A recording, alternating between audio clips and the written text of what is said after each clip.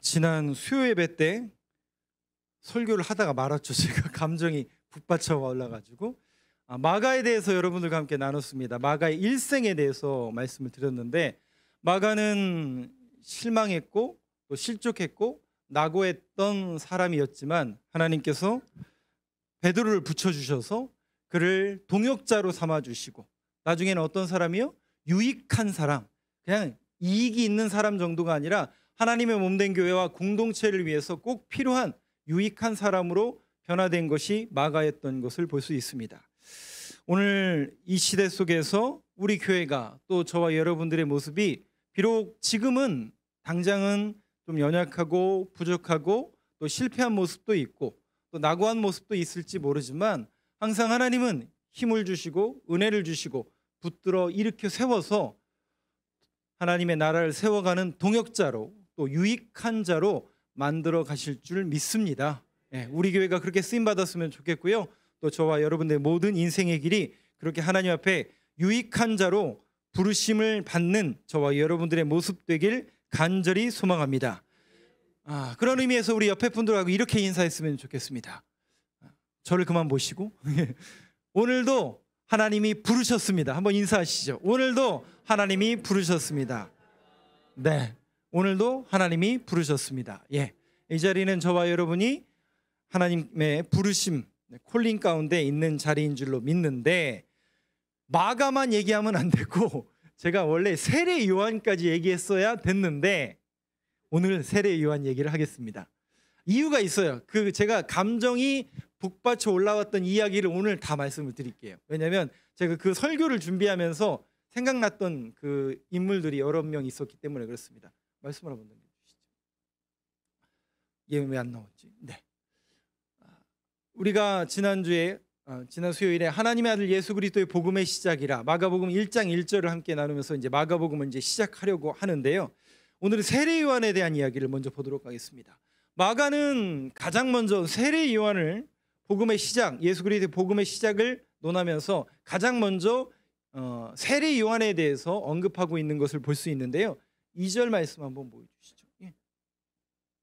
2절 말씀을 보니까 세례 요한은 이런 모습이 나옵니다. 같이 한번 읽어보겠습니다. 시작. 선지자 이사야의 글에 보라, 내가 내 사자를 내 앞에 보내노니 그가 내 길을 준비하리라. 네, 보라, 내가 내 사자를 내 앞에 보내노니 그가 내 길을 준비하리라. 이사야서 40장에 있는 말씀을 인용해서 세례 요한을 말씀하고 있는데, 예언하고 있는데, 내 앞에 보내노니 그가 내 길을 준비하리라. 즉 예수 그리스도께서 이 땅에 오셨고 그 예수 그리스도의 길을 예비하는 사람이 누구예요? 광야에 외치는 자의 소리. 3절 보여주시죠. 광야에 외치는 자의 소리가 있어 이르되, 누구예요? 광야에 외치는 자가 누구예요? 예수님보다 먼저 온 세례 요한이죠. 그 세례 요한의 임무와 소명은 뭐예요? 외치는 자의 소리였다라는 거죠. 광야에 외치는 자의 소리가 있어 이르되 너희는 주의 길을 준비하라. 그러니까 주님이 이 땅에 오실 건데 그 주님을 준비하며 외치는 자의 소리의 소명이 바로 세례 요한에게 있었던 거죠.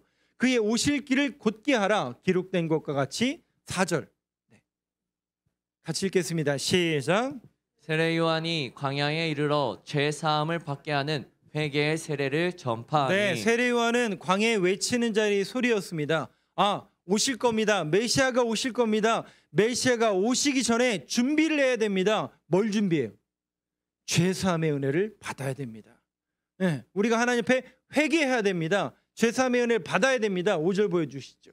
온 유대 지방과 예루살렘 사람이 다 나아가, 여기 다 나갔다고 그랬는데 다 나간 건 아니지만 많은 무리의 사람들이 나아가 자기 죄를 자복하고 요단강에서 그에게 세례를 받더라. 네. 오늘 저는 이 세례 요한의 삶을 세 가지로 이렇게 정리해 봤는데요. 한번 띄워주시죠.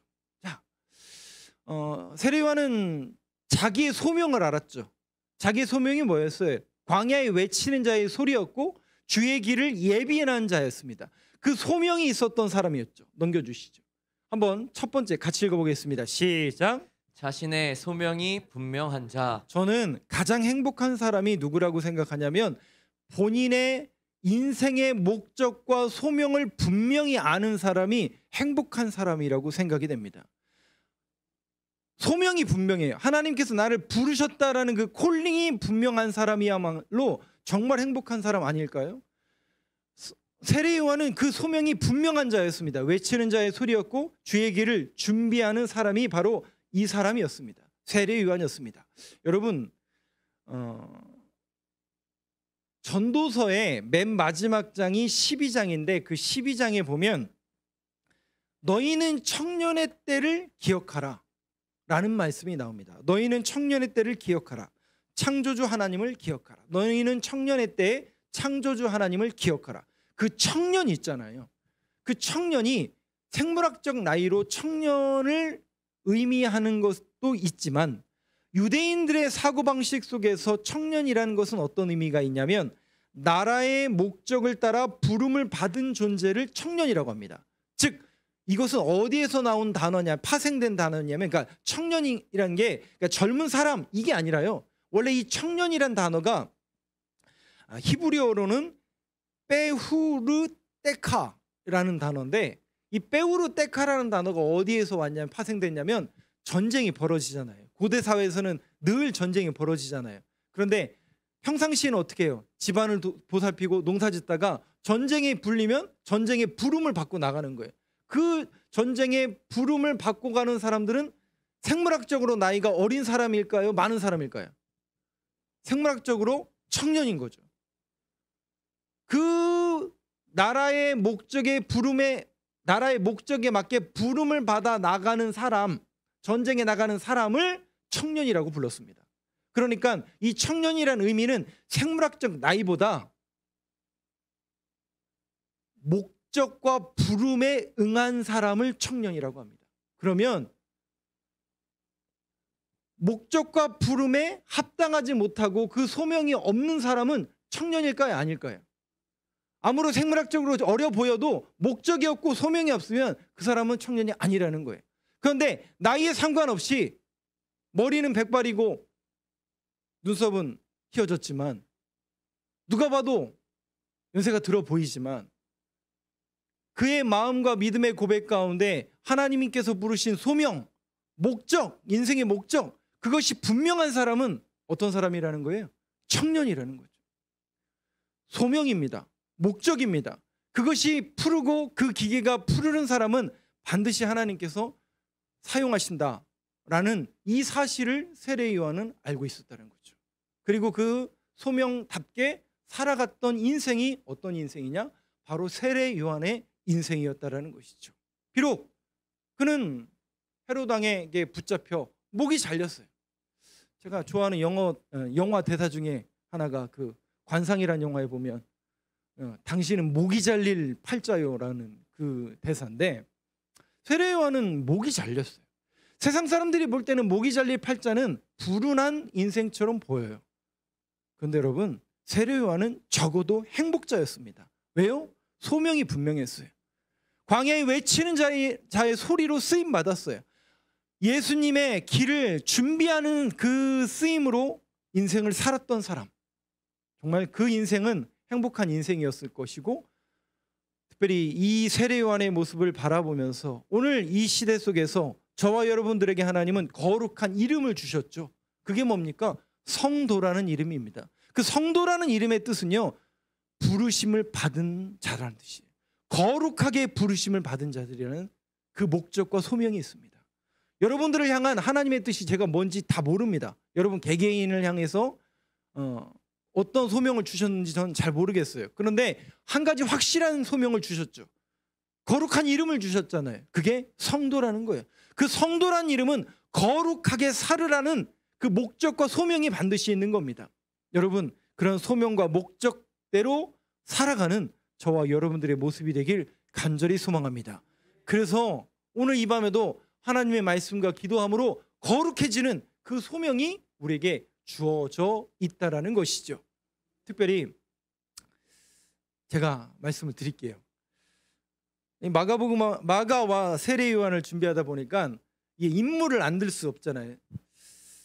제 개인적인 간증은 아닙니다. 제가 신학교 다닐 때 저는 조금 늦게 단독 목회를 시작했고 제 동기들은 일찍 이렇게 단독 목회를 이렇게 시작했습니다. 저희 때만 해도 대학원을 졸업하지 않아도 자리만 있으면 단독 목회를 갈 수 있었어요. 근데 저희 때는 인원이 많았기 때문에 자리만 하나 나면 막 벌떼같이 목사님들이, 전도사님들이 이렇게 달려들어서 단독 목회를 하려고 했었습니다. 그때는 수련목 제도가 없었을 때니까요. 막 생길 때였는데, 여러분들 이제 영월에 여행을 많이 가실 텐데, 영월에 쭉 안쪽에 들어가 보면 김삿갓 동굴이라는 곳이 있어요. 그 김삿갓 동굴 앞에 김삿갓 동굴 휴게소가 있어요. 그 축구장도 있고, 거기서 이제 그 지역 목사님들이 많이 축구를 한다고 하는데, 그 앞에가 이쪽에 동굴이 있고 밑에가 강이 흘러요. 동강이 흐르는데, 그 동강을 개울처럼 건널 수가 있어요. 저쪽 밑으로 쭉 내려가면 그 동강을 개울처럼 건너서 이제 그 다음부터는 산을 꾸벼꾸벼 올라가는 거예요.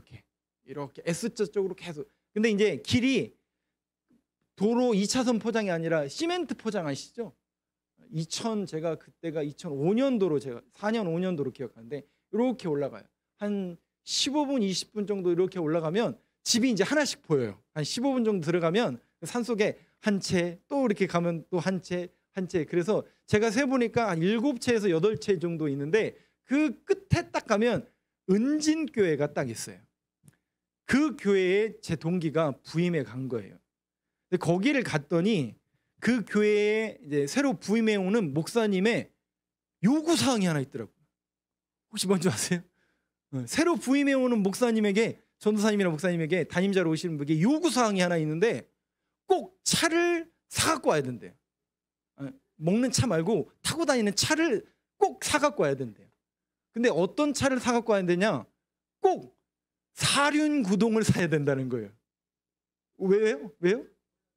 네네네. 올려가려고. 세상에, 제가 2005년, 4년, 6년도인데요. 여러분들 2005년, 6년도에 어떻게 사셨는지 모르는데 제가 깜짝 놀랐어요. 거길 가서. 아니 이런데 왔단 말이야. 근데 그 친구는 제가 봐도 실력이 출중한 친구였어요. 물론 노는 것도 좋아했지만 그냥 그런 친구들 있잖아요. 그 넘사벽이라고 하잖아요. 같은 이제 여기 이제 목사님들이나 전도사님 많은데, 같은 신학교 중에서도 그레이드가 조금 나뉘거든요. 실력적으로 쟤는 누가 봐도 잘해. 근데 그 친구는 다 잘하는 친구였어요. 노는 것도 잘하는 친구였는데, 그런 친구가 거기에 간다는 거예요.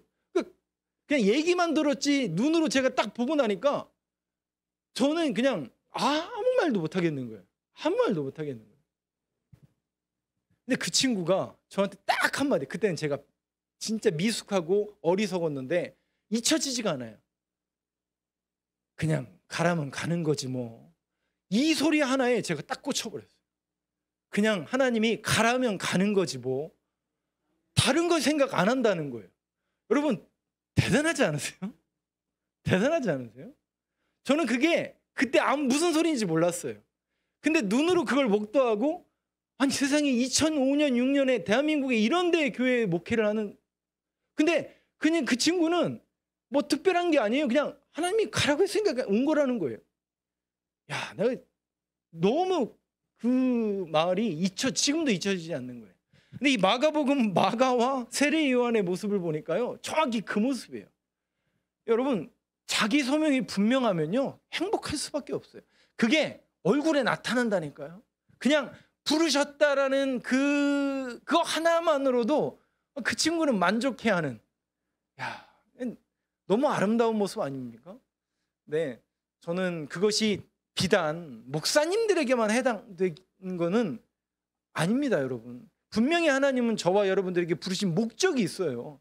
그리고 여러분들을 통해서 뭔가 하나님께서 계획하신 일이 있다니까요. 아니 그냥 우리 잘 먹고 잘 사는 것 말고요, 저와 여러분들을 통해서, 우리 교회를 통해서 하나님이 하시고자 하는 일이 있다고요. 그리고 여러분들 개인을 통해서 하나님이 뭔가 여러분들의 인생을 통해서 하시고자 하는 일이 있다고요. 그게 뭔지 저도 잘 몰라요. 그럼 목사님이 가르쳐줘야 돼. 모른다니까요, 저도. 그런데 여러분들이 아시는 분 있잖아요. 깨닫는 분 있잖아요. 기도하다 보면 성령님이 가르쳐주기도 하고, 성경 보다 보면, 또 삶을 살다 보면 이런 일을 위해서 하나님이 나를 부르셨구나. 그거예요, 그거. 그게 확실하면요 살아갈 수 있다니까요. 그러니까 그게 확실하면 교회 나오지 말라고 교회 나와서 기도해요. 왜요? 그 일이 하나님의 일이니까. 그런데 보세요, 그 하나님의 일이 되도록 마귀가 가만 놔둘까요? 절대 놔두지 않죠. 방해하니까 힘으로 안 되니까 어떻게 해요? 교회 나와가지고 하나님 안 돼요, 안 돼요. 당연히 안 되죠. 근데 하나님 뭐라고 얘기했어요? 이건 내 일이다. 능으로도 안 되고 힘으로도 안 되는 게 당연하죠. 오직 여호와의 영으로만 된다.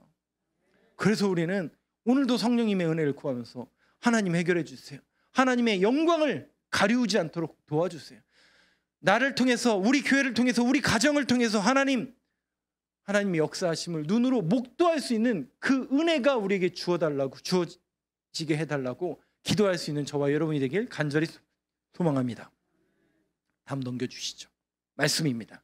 6절 말씀인데요, 옷에 대해서 잠깐 여러분들과 함께 말씀을 나눌게요. 요한은 낙타털 옷을 입고, 여기 낙타털 옷, 옛날 성경은 약대 털 옷 기억나실 겁니다. 개역 한글에서는 약대 털 옷이었는데 낙타털 옷을 입고, 되게 좋은 옷을 입은 것 같죠? 낙타털 옷을 입은 거. 허리에 가죽띠를 띠고 메뚜기와 석청을 먹었더라. 요즘 메뚜기는 식용 곤충으로 굉장히 비싼 요리인데, 넘겨주시죠. 의복입니다. 유대인들 이 당시 성서 시대의 의복을, 제사장의 복장이 아닙니다. 제사장도 이제 이런 의복과 비슷한데 항상 속옷을 입죠. 제사장들도 하얀색 속옷이 저렇게 생겼어요. 그럼 우리가 알고 있는 속옷은 뭐예요? 팬티죠. 팬티인데 팬티가 아니에요. 아니라 이런 것을 속옷이라고 합니다. 그럼 밑에서 보면 보이겠죠. 예, 안 입었으니까 그 안에는. 이게 속옷이에요.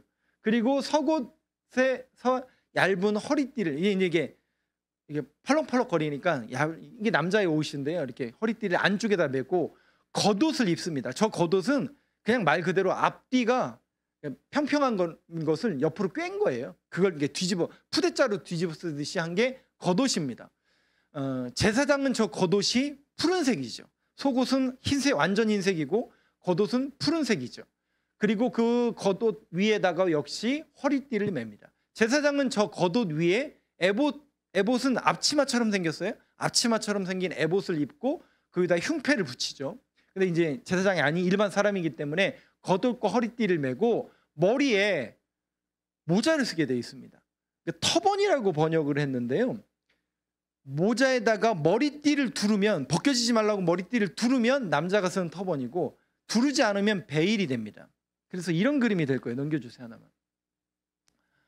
유대인들의 모습 속에 저 끝에 보면 여인의 모습 속에서 뭐 이렇게 들고 오는 여인의 머리에 없죠. 이걸 베일이라고 합니다. 그러니까 우리가 보통 성경에 면사포로 해석을 하고 있는데요, 베일을 말하는 거고, 이 당시에 유대인들의 모습 속에서 복장이 아마 이런 모습이 아니었을까 상상하는 그런 그림을 여러분들에게 보여드렸습니다. 자, 오늘 이제 세례 요한의 모습을 한번 보여주시죠. 아마도 이런 모습이었을지 않을까.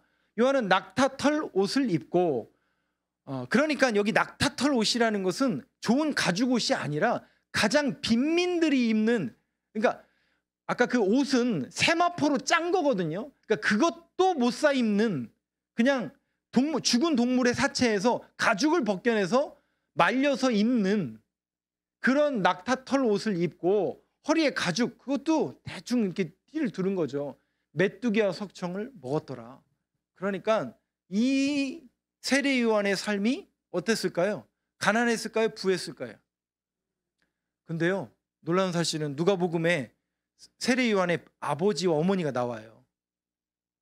나옵니다. 누가복음 1장에 보면 사가랴와 엘리사벳, 그 예수님의 육신의 어머니였던 마리아의 친족이 엘리사벳이었잖아요. 그 사가랴가, 그거 기억나실 거예요. 사가랴가 나이가 많았는데 자녀가 없었는데, 사가랴는 제사장이었잖아요. 그래서 반열대로 성전에 들어가서 예배를 드리다가 가브리엘 천사를 만나서 자녀가 있을 것이다. 아이고, 내가 나이를 많이 먹었는데 네 입을 봉해버리잖아요. 그리고 나서 잉태하는 그 이야기 기억나실 겁니다. 거기에 보면 사가랴와 엘리사벳. 그러면 세례 요한의 아버지가 누구라고요? 제사장이에요. 제사장은 세습입니까? 뽑기로 하는 겁니까? 세습이거든요. 실력으로 하는 게 아니라 세습이거든요. 그러니까 제사장의 아들이 계속 제사장을 하는 거니까 당연히 세례요한의 신분은 제사장이었다고요. 그러면 그 당시의 제사장은 지도층이었어요. 그리고 부유한 사람들의 하나였어요. 그리고 그 세례요한의 집으로 추정되는 곳을 기념교회를 만든 게 에인케렘이라는 곳이에요. 성지순례를 가면 꼭 가는 곳이에요. 그 에인케렘은 굉장히 부유한 포도원의 셈이라는 뜻을 갖고 있는 부유한 동네였어요. 그러면 세례요한은 외아들이었잖아요. 그러면 당연히 재산이 있었을까요? 없었을까요? 그냥 일반적으로 추론할 수 있는 게 당연히 재산이 많았어요. 그런데 이렇게 살았어요. 뭐냐면 자기의 소명이 분명하니까요. 더 이상 그런 것들이 자신을 드러내고 자신의 가치를 증명하는 물질과 재산이 자기에게 소명에 어울리지 않다라고 생각하니까 다 포기하는 거예요. 그리고 자신의 삶을 심플하게 단순한 삶을 추구했던 사람이 세례요한입니다. 넘겨주시죠. 두 번째입니다. 단순한 삶이었어요. 삶 자체가 심플했어요. 그는 화려한 궁궐, 화려한 도성을 포기했어요. 그리고 어디로 가요? 자신의 소명답게 광야로 가요. 광야가 에레모스라는 히브리어입니다. 헬라어입니다. 에레모스라는 단어는 빈들로 번역이 되고요. 예수님이 그 겟세마네 동산에서 또 예수님이 한적한, 사람들이 맨날 쫓아다니니까 예수님이 기도하려고 어디를 쫓아가세요? 항상 한적한 곳을 쫓았잖아요. 그게 에레모스, 빈들이에요. 광야예요. 세례요한은 항상 그곳에서 단순한 삶을 살았던 거예요. 저는 오늘날 신앙인들의 모습과 저의 모습을 보면 되게 복잡한 시대를 살아가고 되게 많이 알아야 되는 그런 시대죠. 또 많이 가지고 누려야 되는, 저희 집 얘기를 안 할 수 없는데 가끔 저희 집에 내려가잖아요. 두 분이 사시잖아요. 그러면 많아요. 뭐가 많아요? 네, 먹을 것도 많은데 짐이 많아요. 세상에, 우리 어머니가 시집 오신 지 30년, 40년 가까이 되셨는데 그때 시집 오실 때 쓰던 그릇과 접시를 지금도 쓰고 계세요. 어떤 건요, 꺼내만 놓고 한 번도 안 쓴 것도 있어요. 근데 제가 이번에 청소하면서 우리 권사님들이 너무 속 시원한 얘기를 하시더라고요. 3년 동안 안 쓰면 버려야 된대요. 근데 우리는 자꾸, 왜냐면 필요하니까 그렇잖아요. 솔직히 말하면 필요하잖아요. 이것도 필요하고 저것도 필요하고 저것도 다 필요하고. 못 버린다니까요. 그러면요, 못 버려요. 세례요한 단순해요. 라이프 자체가, 삶이 자체가 단순해요. 그리고 천국을 열망하는 사람이기 때문에 이 땅 것에 그렇게 연연하지 않습니다. 우리는 우리의 가치를 증명하고 드러내기 위해서 여러분들 좋은 옷을 입으시잖아요. 좋은 신발을 신고 또 좋은 시계를 차고 자기를 드러내고 싶은 모습이 분명히 있죠. 그런 것들을 통해서. 근데 여러분, 정말 저와 여러분이 신앙인이라면 물론 그것을 누리지 말라라고 제가 얘기할 수는 없지만 우리의 시선과 목적과 비전이 여러분들에게 주어졌다면요, 그것이 천성문을 향해서 바라보는 자의 모습이고 내가 적어도 하나님의 백성이고 하나님의 거룩한 백성이라는 그런 인식과 믿음의 고백이 있다면요, 여러분 이제 그런 시선은 내려놓으세요. 내려놓으시고요, 단순한 삶을 지향하세요. 적어도 하나님 나라에 가실 거잖아요. 다들 하나님 나라에 가실 거잖아요. 제가 이게 붙받쳤던 게 그거예요. 조금 전에 돌아가신 분을 만나고 왔잖아요. 그럼 그분 갔을까? 가셨어야 되는데?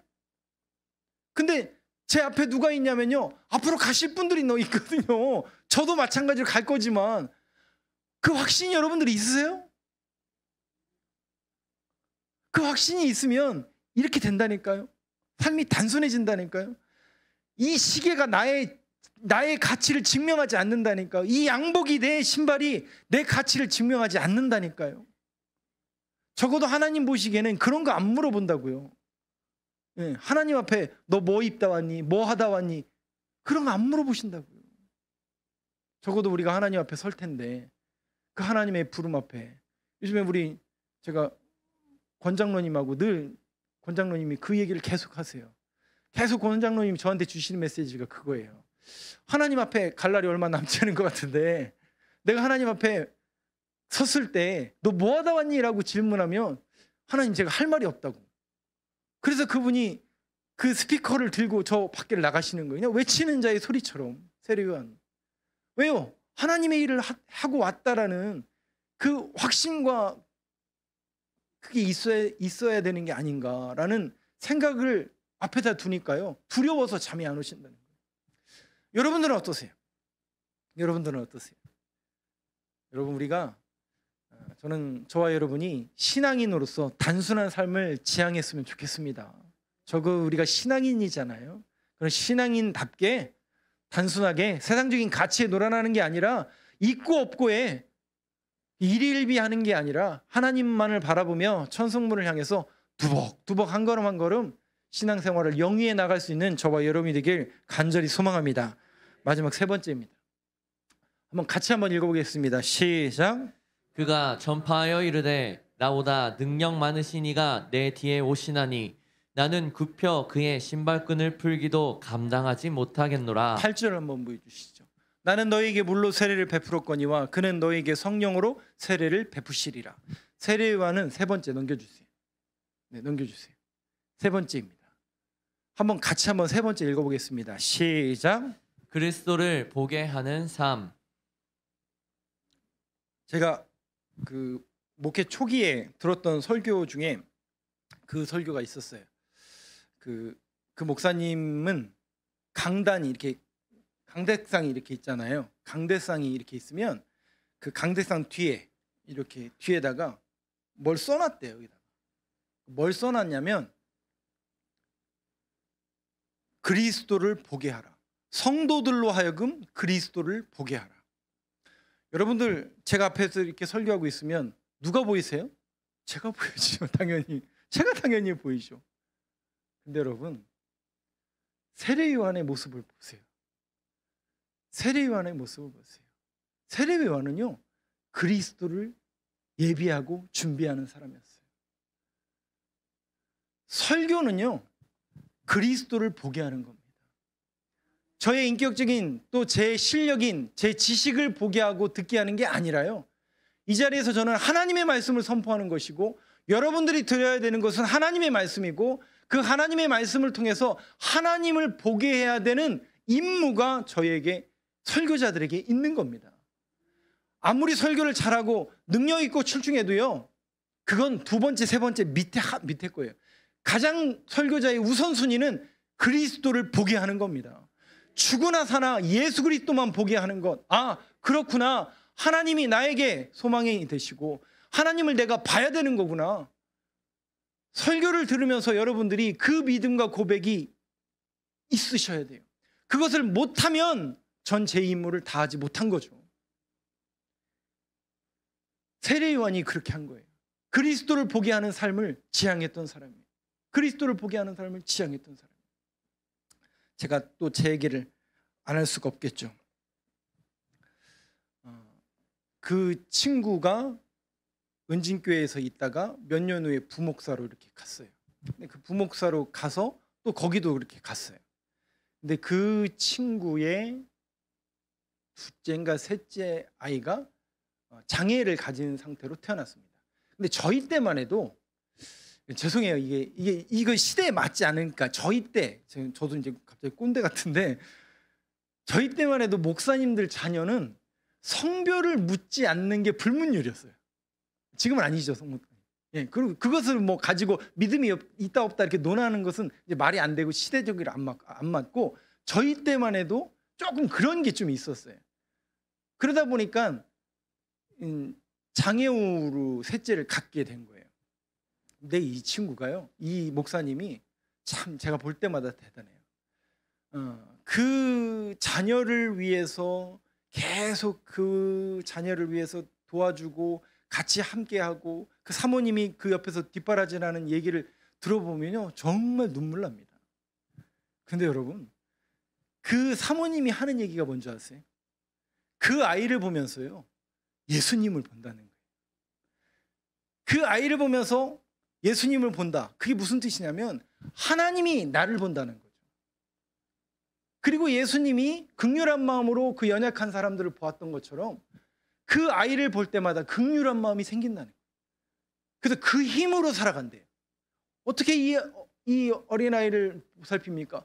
볼 때마다 예수님의 마음이 이게 느껴진다는 거죠. 예수님이 그 연약한 이들을 볼 때마다 뭐라고 말씀하세요? 긍휼한 마음으로 그들을 보시거든요. 그 마음이 그 안에 있다라는 거예요.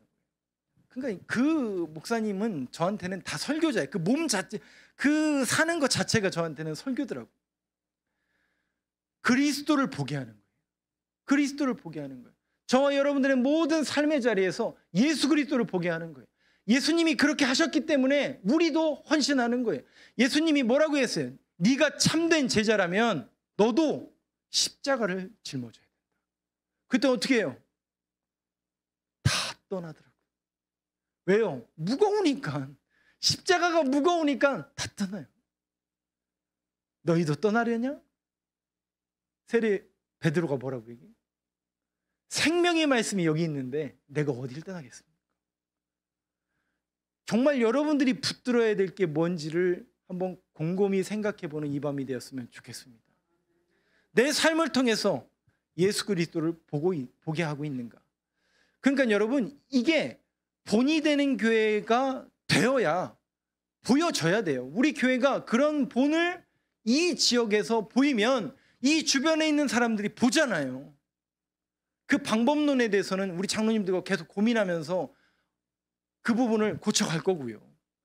그리고 여러분들의 삶의 모든 자리에서도 똑같습니다. 그럼 본이 되는 삶을 사서 예수 그리스도를 보게 하는 삶을 살아가야 된다는 거죠. 그리고 개인적으로도 저 사람이 성격은 제가 개인적으로 별로 좋아하지 않는 목사님 한 분이 있어요. 여기 저쪽에. 근데 그분은 개인적으로 성격은 별로 안 좋아하는데 그분의 목회 스타일과 성도를 대하는 태도와 교회를 대하는 태도와 예수님을 대하는 태도를 볼 때마다 깜짝깜짝 놀라요. 인격하고 아무 상관이 없더라고요. 교회를 위해서라면, 성도를 위해서라면, 예수님을 위해서라면 꿈뻑 죽어요. 그 목사님 보면서 내가 깜짝 놀란다니까. 근데 개인적으로 만나면 축구할 때랑 이런 데 보면 그래요. 근데 목회를 위해서라면, 성도를 위해서라면, 교회를 위해서라면 죽어요. 왜 그렇게 할까요? 그분이 큰 목회를 하고 싶어서, 교회 크게 이루어서 하나님 앞에 큰 상급 받고 싶어서. 여러분, 그건 굉장히 일차원적입니다. 예수 그리스도를 보게 하는 삶이 그분의 삶 속에 있는 거예요. 세례요한 같은 모습이 그 안에 있기 때문에 여러분, 크게 그런 거에 더 이상 만족하지 않는 분들이라니까요. 그런 거 연연하지 않는다니까요. 그거 아무런 상관없이 이게 하나님의 일이라면, 나의 이런 행동과 나의 목회를 통해서 예수 그리스도를 잘 믿게 한다면, 예수 그리스도를 본받게 한다면 그것으로 족하다. 이 믿음의 고백이 있으니까 그런 삶을 살기로 결단하고 그렇게 살아가시더라고요.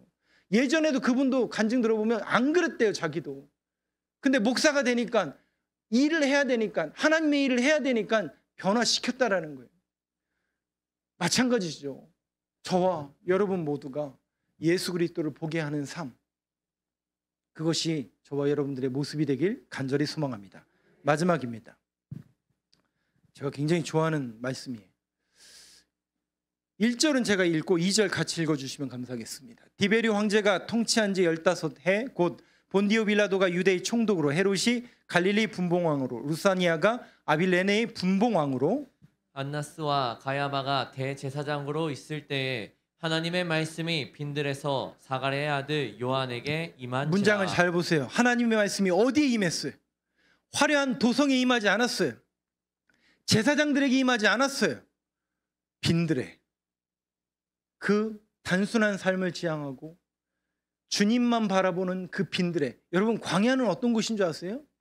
추워요, 외로워요, 두려워요. 그래서 주님만 바라보는 곳이 광야예요. 오늘 저와 여러분들이 다시 한번 회복해야 될 영성은 바로 뭐냐면요, 빈들의 영성입니다. 세례 요한이 빈들에 나아가서 하나님의 말씀을 받은 것처럼 오늘 저와 여러분들에게 하나님의 말씀이 쏟아져야 될 텐데, 그 하나님의 말씀은 화려한 도성에 임하지 않았어요. 저 궁궐에, 예루살렘에 임하지 않았어요. 빈들에 임했어요. 오늘 저와 여러분이 다시 한번 빈들의 영성을 회복하여 우리 교회가 하나님의 말씀이 임하고 저와 여러분이 그 말씀을 듣는, 그러니까 여러분 찬송가 288장에 보면 3절 가사에 그거 있잖아요. 세상은 간 곳 없고 그 다음에 뭐죠? 구속한 주만 보이도다. 세상은 간 곳 없고 구속한 주만 바라보는 이 밤 저와 여러분들의 기도의 자리가 되길 간절히 소망합니다.